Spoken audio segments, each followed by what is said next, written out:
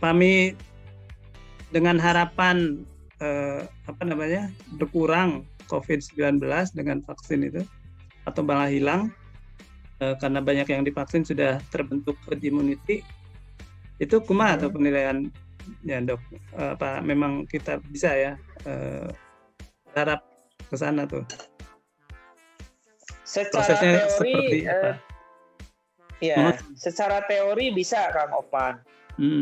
Jadi secara teori itu kan kalau samalah seperti virus-virus lain, tadi Agus menyebut cacar, difteri, begitu kan? Ya. Kalau difteri kan bakteri, tapi harus pakai itu juga, pakai vaksin juga begitu. Sama dengan penyakit-penyakit yang lain begitu. Virus itu kan udah banyak, ada virus hepatitis kan, ada vaksinnya juga dan seterusnya.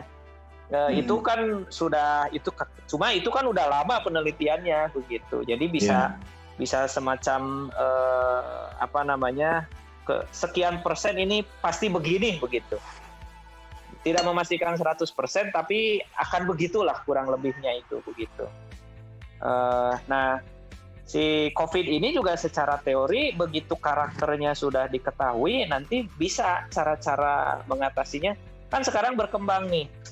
Dulu jarak cukup 1 meter, belakangan harus 2 meter, dan seterusnya. Kontaknya yang dikatakan kontak positif itu adalah kalau 15 menit misalkan, dan seterusnya. Nanti lama-lama tuh bisa berubah-ubah, termasuk prokesnya. Oh ternyata begini, ternyata begitu, penggunaan maskernya juga ternyata begini, ternyata begitu, itu bisa berubah begitu. Setelah nanti ketahuan, ketika dokter melayani pasien sebetulnya cukup dengan begini misalkan, maskernya juga jenisnya cukup dengannya begini, terus itu nanti berkembang. Jadi secara teori apa yang disampaikan Kang Opan bahwa ini bisa dieradikasi atau dihilangkan sama sekali, secara teori bisa. Nah, tapi WHO sendiri sudah menyadari bahwa pada akhirnya karena si virus ini di binatang juga bisa terjadi, di manusia juga bisa terjadi, artinya kan bisa saling loncat tuh antara binatang, manusia, dari manusia ke binatang lagi misalkan ya, dan seterusnya. Kan corona ini aslinya penyakit di binatang, bukan di manusia begitu aslinya begitu. Nah, karena sudah bisa loncat-loncat baik antara sesama manusia dan juga binatang, maka WHO sampai sudah berani mengatakan bahwa nampaknya kita itu sehari-hari ke depannya itu akan hidup bersama corona begitu. Tinggal dia kuat nggak dengan corona itu atau tidak, pada akhirnya seperti itu. WHO sudah sampai mengatakan seperti itu begitu. Jadi kemungkinan itu juga ada. Bahwa secara teori bisa dieradikasi, bisa. Jadi nanti tergantung perkembangannya begitu. Jadi waktu yang akan menjawab ya. Waktu dan hasil-hasil riset nanti riset. Terus gimana kita mampu nggak begitu. Jadi nanti itu bisa aja jadi biasa tuh, misalkan di daerah tertentu lockdown. Nah, daerah daerah eta mah lockdown gitu. Bisa begitu ke depannya itu. Gitu. Jadi yang harus disiapkan itu memang, dan negara ini harusnya dari dulu bukannya ini ya, memperhatikan kesehatan lah. Nah, termasuk contohnya ya ini. Jadi ini kan problem kesehatan. Kalau sudah sampai problem seperti ini, kan yang lain juga perekonomian jelas terpengaruh, pendidikan jelas terpengaruh, semuanya terpengaruh. Makanya harusnya nomor 1 itu program negara itu kesehatan harusnya. Ya, ini contoh salah satu bukti bahwa harusnya kesehatan itu menjadi prioritas begitu. Karena tanpa kesehatan mah semua yang lain juga menyerah lah gitu dalam tanda kutip. Sama lah kayak ibadah, sehat dulu baru ibadah kan? Iya, ibadah wae kudu sehat gitu. Bayangkeun. Sok mamula Gus. Sehat. Termakan. Kang Lunar mangga. Kumaha Bang? Alhamdulillah. Ya, alhamdulillah. Assalamualaikum. Waalaikumsalam. Pak Dokter mau nanya dong. Gimana Kang Lunar? Siap. vaksin gotong royong kan sedang diatur ya sama Kadin sama pemerintah. Ya. Itu kan vaksin gotong royong ini kan pakai vaksinnya buatan Bio Farma. Nah, vaksin Bio Farma ini gimana nih? Efikasi sama segala Sama macam. aja dengan Sinovac. Oh, sama dengan Sinovac. Tapi kan Bio Sama Farma, aja Kemana? Bio Farma ini kan bukannya buatan lokal ya? Ya. Jadi kan ini yang harus jadi pertanyaan, tapi ini kan belum dibuka. Nah, sementara ini yang saya paham, jadi Bio Farma atau Indonesia dengan Sinovac itu ada kerjasama begitu. Tentu semua saling membutuhkan begitu. Sinovac dari sisi vaksin ya wajar, dia kan penyakitnya juga asalnya dari Cina ya. Begitu dia duluan bisa mengekstrak itu begitu karena labnya mampu, udah otomatis begitu mau bikin vaksin kan tinggal ahli-ahli vaksinnya bergerak kemudian memproduksi begitu. Itu udah seperti hal biasa begitu. Nah, di Indonesia ini pertanyaannya tinggal begini, apakah yang diekstrak oleh Bio Farma itu adalah virus yang asli dari ekstrak dari Indonesia atau sebetulnya dia mengambil yang dari Cina? Begitu. Kalau melihat efisiensi, kalau memang penyakitnya sama dengan yang dari Cina, ya, kalau deal-dealannya itu kerjasamanya, pasti ada deal-dealan kerjasama. Dan saya, kalau tidak salah saya baca, memang dealnya termasuk ekstraknya itu. Jadi Indonesia boleh menggunakan ekstrak yang diambil dari Cina, begitu, untuk dibiarkan, untuk diperbanyak, sehingga nanti bisa memproduksi sendiri. Nah, yang saya tahu, apalagi sekarang sudah mulai fase kesekian dari penelitiannya, nah itu kemungkinan besar itu sebetulnya sama aja dengan yang Sinovac begitu. Jadi ekstraknya kemungkinan sama dengan yang dari Cina, cuma dilabelin vaksin Nusantara karena diproduksinya di Bio Farma. Begitu, pirang langkung nak. Berarti aman ya, karena kan yang boleh pemerintah memberikan izin ke pihak swasta untuk membeli vaksin cuma hanya vaksin Bio Farma aja. Nah, kebetulan kantor memang sedang ngurus ini untuk supaya keluarga dan employee-nya bisa divaksin segera, tapi diwajibkan hanya pakai yang buatan Bio Farma. Ya. So dalam salahnya aman ya? Ya, aman. Insya Allah sama dengan Sinovac, tapi produksinya di Bio Farma gitu, kurang lebih begitu. Okay. Samilah jika barang-barang lain diproduksi luar negeri, tapi kemudian diproduksi di dalam negeri begitu. Tinggal diganti label gitu, seperti itu. Sip. Thank you, Pak Dokter. Ya. Atau saran ya, Dok. Kemarin kan di dia kan rame tentang yang vaksin Pfizer ya. Katanya vaksin Pfizer ini nggak cocok sama orang-orang Asia. Kumaha tanggapannya? Iya, bisa saja Kang Hendra. Jadi memang yang problem dari secara umum sebetulnya namanya vaksin dipakai ke manusia bisa saja. Tinggal tadi itu ya, efikasinya berapa begitu. Apakah dia betul bisa membentuk antibodi atau tidak. Nah, sementara ini kan semua vaksin yang dibuat itu yang dilanjutkan penelitiannya, apakah tadi AstraZeneca, apakah Pfizer, gitu, terus Sinovac, terus ada lagi yang lain lah, tambah banyak sekarang begitu, itu menunjukkan terbentuk antibodi. Jadi secara prinsip bisa, karena prinsipnya adalah ingin memunculkan antibodi. Tinggal jadi isu berikutnya itu adalah apakah aman atau tidak begitu. Makanya ditesnya dulu ke orang yang dewasa begitu, tapi bukan orang tua, bukan anak-anak. Kemudian kemarin Sinovac udah selesai penelitian ke orang tua. Oh, orang tua aman, pakai orang tua. Nanti lama-lama ke anak-anak juga dan akhirnya bisa ke semua orang. Begitu.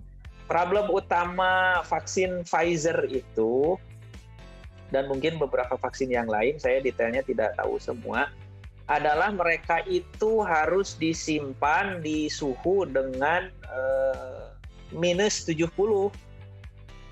Ini yang problem. Beda dengan Sinovac. Kalau Sinovac cukup dengan hanya minus beberapa derajat lah, 20 cukup begitu. Nah, pengadaan sarana prasarana untuk minus 70 untuk Indonesia itu kita tidak punya. Itu masalahnya. Kalau negara-negara yang sudah berkembang udah biasa, mereka di lab-lab mereka, di tempat penyimpanan vaksin mereka punya kulkas lah istilahnya, punya pendingin yang bisa untuk minus 70.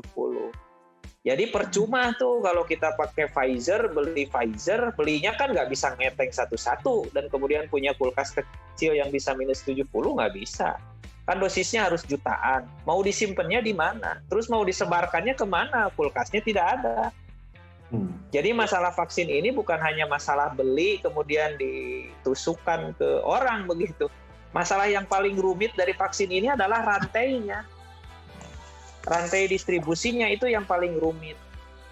Begitu. Pada vaksin itu kan itu yang dari dulu. Begitu. Kalau puskesmas kita sekarang, kalau untuk Sinovac yang pakai DNA begitu, kalau Pfizer kan pakai mRNA lah istilahnya begitu. Kita siap dengan Sinovac, makanya puskesmas bisa melakukan, karena memang sudah petugasnya sudah terlatih, kulkasnya punya, begitu. Itu sudah sedia begitu. Jadi itu sebetulnya, jadi kita salah juga kalau kemarin wah ini vaksin Cina memang yang terbaik itu, sementara ini buat kita ya itu begitu. Gitu. Jadi tidak cocoknya lebih yang sudah pasti lebih kepada sarana prasarananya belum punya. Negara-negara berkembang, Filipina, Malaysia juga, bagaimana kita mau menyediakan kulkas misalkan seluruh daerah tersedia, dan kulkasnya itu kan bukan kulkas murah, itu di minus 70 itu dengan jumlah yang harus banyak. Itu kan repot. Jadi kalau swasta beli, dia mau nyimpen di mana kulkasnya? Mau beli berapa besar karena harus menyimpan jutaan vaksin begitu. Itu jadi tidak semudah simsalabim udah beli, enggak begitu. Karena problemnya ada di rantai. Kalau saya sih pernyataan bahwa tidak cocok itu lebih kepada sarana prasarana di Asia atau Asia Tenggara atau kita termasuk begitu, itu belum mumpuni lah, belum mampu kitanya. Makanya nggak kita dengar lagi kan Pfizer itu. Jadi bukan karena tipikal gen Asia, gen Eropa gitu, bukannya? Secara umum sih karena sama-sama manusia harusnya bisa begitu. Bahwa efikasinya tidak sama mungkin saja, karena mungkin ada genetik tertentu ya, bisa saja seperti itu. Tapi secara umum harusnya bisa saja. Kalau di orang Eropa menghasilkan antibodi, ya di orang Indonesia juga karena sama-sama manusia in general kan sama begitu, harusnya sih bisa. Bahwa masalah efikasinya, efisiensi, efektivitasnya itu masalah lain. Wallahu alam, itu yang saya pahami, Kang Hendra. Satu lagi dok, kan kemarin karena isu tentang pengentalan darah dari virus AstraZeneca ini, istri saya kan dulu waktu hamil pernah ada kasus tentang kekentalan darah nih. Nah, kemarin itu isu-isunya nih untuk orang-orang kita KBRI terutama akan divaksinnya mungkin yang yang Astra ini katanya. Nah, saya tuh keberatannya kalau istri saya punya kasus dulunya tentang pengentalan darah, terus di sini banyak kasus. Itu gimana dong? Apakah akan Iya, menurut saya harusnya tidak diikutkan istri Kang Hendra itu. Oke. Harusnya ya, karena pertama udah jelas ada kasus, terus kemudian dulu pernah punya kasus juga penyakit pengentalan darah begitu, walaupun dari sisi usia mungkin dianggap aman. Maka harusnya sih di-exclude. Dan biasanya itu di screening istilahnya ya. Jadi sebelum divaksin itu kan di screening. Biasanya di tempat vaksinasi langsung, di situ ditanya-tanya punya sakit ini segala macam ditanya nanti. Kalau hipertensi aja kan diukur. Kalau diukur tensinya terlalu tinggi kan tidak jadi itu divaksinnya begitu. Jadi itu di screening dulu. Nanti di screening kelihatan apakah ini layak atau tidak begitu. Nah kalau secara umum dari penjelasan Kang Hendra, harusnya istri Kang Hendra ya, kalau ikut mah ke sana ikut saja sekalian di screening begitu. Kan itu bukan berarti mau divaksin ya kalau ke sana itu. Mau bertanya juga boleh begitu. Nah nanti screeningnya harusnya kalau memang betul ada penyakit pengentalan darah dan betul AstraZeneca dihentikan karena ada banyak kasus pengentalan darah, harusnya di-exclude istri Kang Hendra, tidak diikutkan. Iya. Ya. Umur minimal berapa, Dok, yang boleh vaksin untuk anak-anak? Anak-anak belum sebetulnya, Kang Lunar, belum ada yang divaksin ya. Ya. Tapi minimal berapa umur? Iya. Kalau untuk Sinovac tuh saya lupa kalau tidak salah di 20-an deh. Jadi risetnya itu di 20 ke atas kalau saya tidak salah. Jadi yang di bawah 20 belum. Ya. Gitu. Dokter, saya lupa lagi itu ya. Gimana? Kalau vaksin boleh 2 kali nggak? Misalnya kita udah dapat vaksin Sinovac nih, terus nanti ada program lagi yang lain, misalnya dari kantor ada vaksin Moderna atau vaksin yang lain lah, apa Sinovac, itu boleh nggak ya 2 kali atau gimana? Secara teori boleh, tidak masalah. Ya, secara teori boleh, karena kan itu sifatnya booster ya. Walaupun mereknya beda ya, apa-apa ya. Walaupun mereknya beda. Memorinya jadi makin bagus. Cara sel pengingatnya akan mengingat dengan cara yang berbeda, tapi efeknya sama nantinya. Yang satu mengenali mRNA, yang satu mengenali DNA, tidak apa-apa. Tapi nanti jadi ada dua jenis tentara yang bisa mengenali penyakit itu begitu. Itu mungkin kelebihannya. Mungkin banyak tentara makin bagus tuh. Ya, tapi tetap namanya vaksin efek sampingnya itu ada. Ya. Tetap ada ya resiko-resiko itu, seperti tadi AstraZeneca diduga ada pengentalan darah begitu ya, ada. Jadi jangan sama aja lah kayak obat juga kan ada efek samping.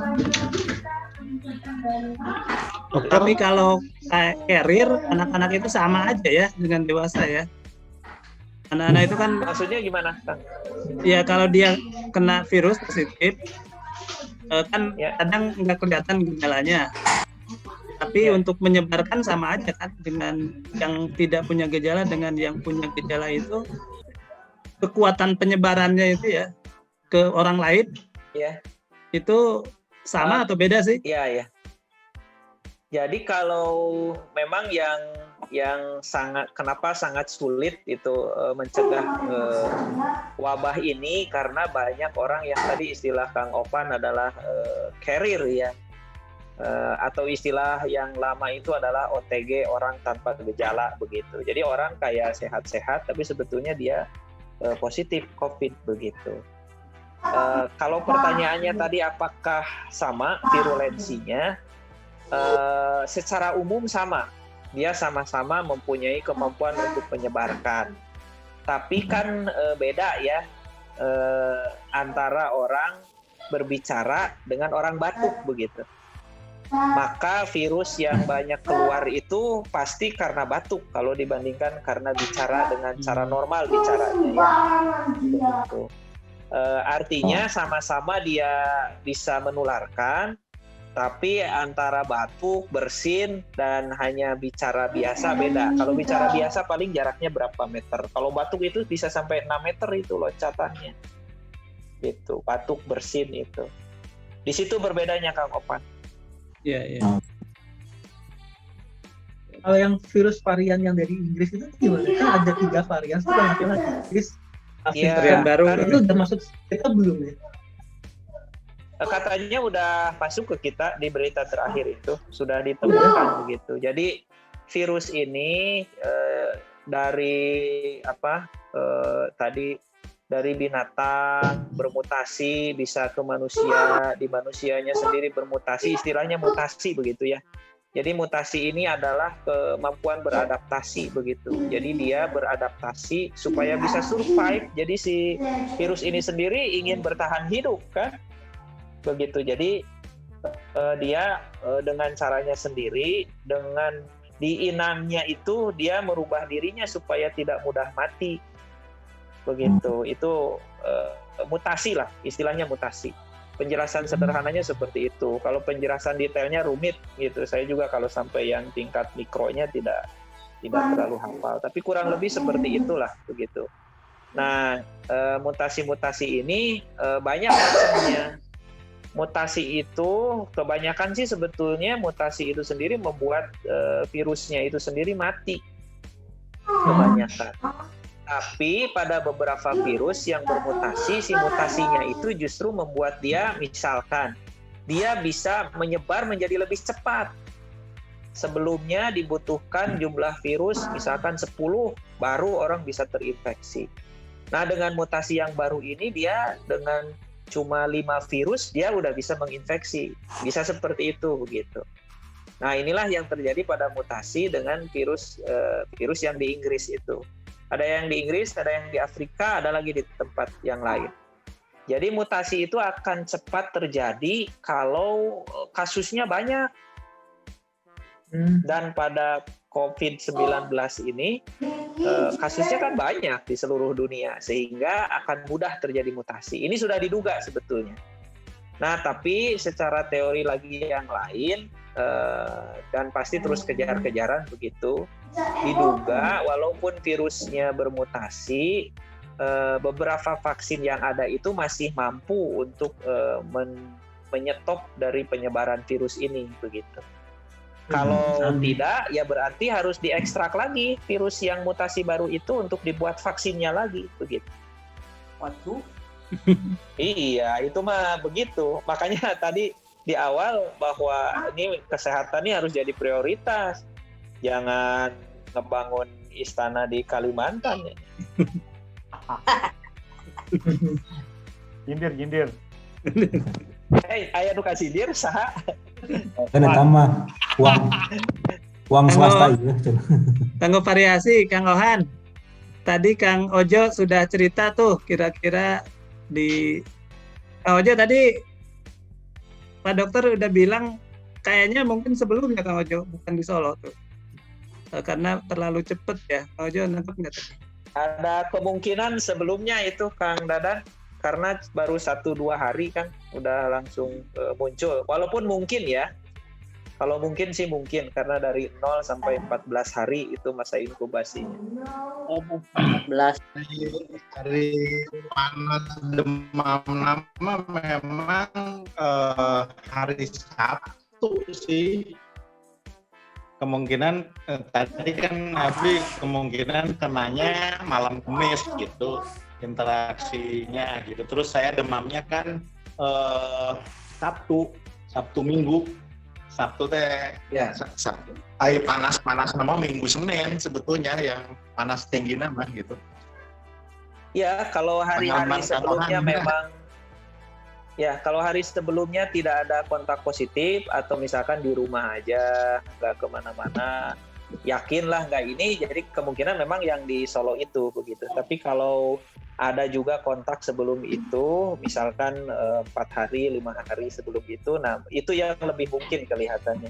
Tapi kalau tidak ada ya mungkin aja yang di Solo itu, karena panasnya juga kan baru beberapa hari setelah itu ya, yang Dadan. Ya, mohon. Ya. Itu Kang Ohan juga penyintas itu, Kang Ohan. Iya, Kang Ohan kumaha? Cerita-cerita. Kita itu tapi kurang ini juga ya, Masalah apa nih? Pak Dokter ya. Apa namanya? Kalau saya Penelusuran. Ya, silakan Kang Ohan dulu. Tracing. Kalau saya waktu itu tuh ketemu sama yang sakit itu hari Minggu, terasa hari Rabu. Sebelumnya kan nggak kemana-mana. Ya berarti 3 hari itu. Gitu. Kalau Tiga hari tadi juga. Kang Dadan 1 sampai 2 hari. Ya mungkin saja begitu. Cuma seringnya 3 hari ke atas gitu, bukan 1-2 hari. Kang Wahan 3 harian berarti. Oh, cuman kan Jika kalau saya flu lah, lama sama jika flu. hampir berapa hari ya? Bulan. Ininya. Assalamualaikum. Itu 30 harian lah. Wah, ada profesor. Berapa? Prof Dian. Assalamualaikum. Sorry lupa. Waalaikumsalam. Hati-hati. Kalau lupa berarti lulus profesornya itu Prof Dian. Sorry lupa. Sok manggawe. Hendra tuh di mana Hendra? Ada di Belgia. Oh. Iya foto-fotonya enak. Ya, Apa lockdownnya di Eropa? hampir semua Italia, Inggris, Belanda, Prancis, Nggak boleh keluar. iya ketat sekarang. Saya aja udah 6 bulan ini nggak kemana-mana, nggak boleh kemana-mana kecuali ya di negara Banyak. Belgia aja. Itu udah serangan ketiga atau sebagian serangan keempat ya, Kang Hendra? Ini udah lebih dari 3. Ini udah 3 kali nih lockdownnya. Ya, berarti ketiga keempat ya, sebagian keempat. Di Eropa kenapa bisa turun naik lagi sih kasus COVID ini? Karena Emang ya, begitu. dari segi geografis kita kan namanya antar negara, lalu lalangnya, lalu lintas orang-orangnya kan sangat mobile gitu loh. Kalau di Indonesia mungkin agak ini ya, antar pulau aja interaksi penduduknya jarang. Kalau di Eropa tiap hari arus lalu lintasnya sibuk ya, cepat penyebarannya. Di lockdown 1 sebelah selatan dibuka ya percuma gitu. Tapi mereka pakai maskernya disiplin nggak? Boro-boro Ndri, apalagi Belanda.